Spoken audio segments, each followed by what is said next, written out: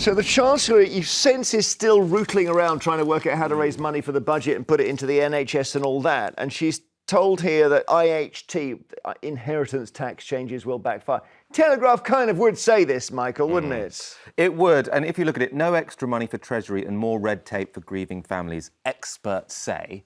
And then if you read it, the expert is someone from the Adam Smith Institute, who are very much not a neutral party, let's say. So they're a free market think tank who oppose any kind of tax rise ever. Yeah, they're looking for the expert to support their own view. I guess inheritance tax is charged at 40% over about 380 grand. 65,000, is it? 65? 365. Yes, 365. Yeah. So and there's an exemption in that if you pass your belongings to your kids and then you live for 7 more years, you're not subject to it. Mm-hmm. Weirdly, that favours very, very rich people because they can pass a lot of stuff on without missing it. Like Rupert Murdoch. Whatever, yeah. Now, she's thinking, apparently, Michael, of moving the 7 years to 10 years. Is that going to be a good thing? I would imagine so. I mean, when you say this only benefits very rich people, I mean, only 4% of people pay any inheritance tax anyway. So we are talking about a very small subset of society who are generally the wealthier.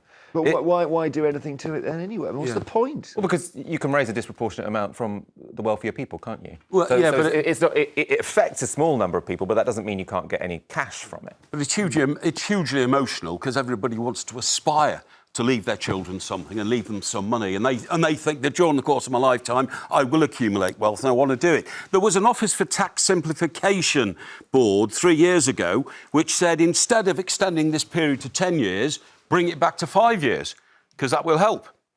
That will help. So more people said, but why though? Because then. But it'll help more with the distribution of money in society. Do you see what I mean? No, but why that should would you mean keep more, it to 7? But if it's 5 years. Yeah. You say so let's say you turn 80. Yeah. And you're told you've got 5 years to live. Yes. Right.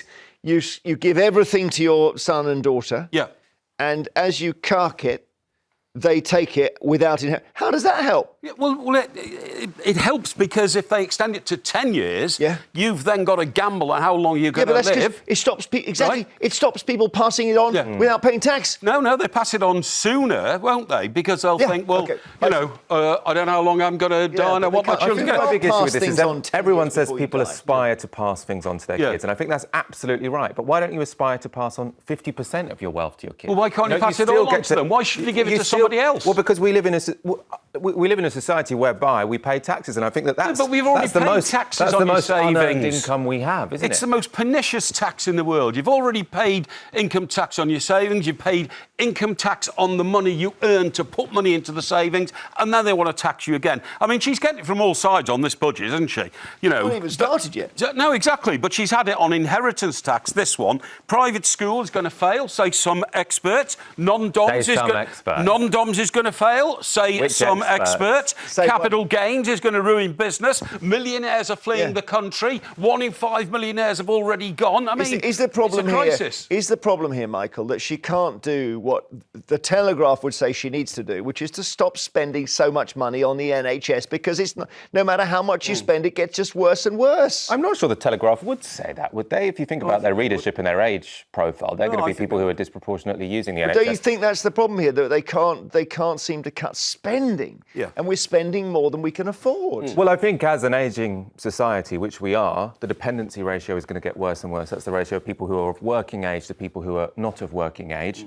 Then we probably are, as a society, going to have to start paying more taxes. Now, I think potentially what you need is a government to be straight to people and say these are going to be broad-based, because obviously the difficulty the Labour Party have found themselves in is they've ruled out all of the big earners, and so they just have to find little earners everywhere, and that means that there's sort of all of these different potential battles they have to fight. Moving on to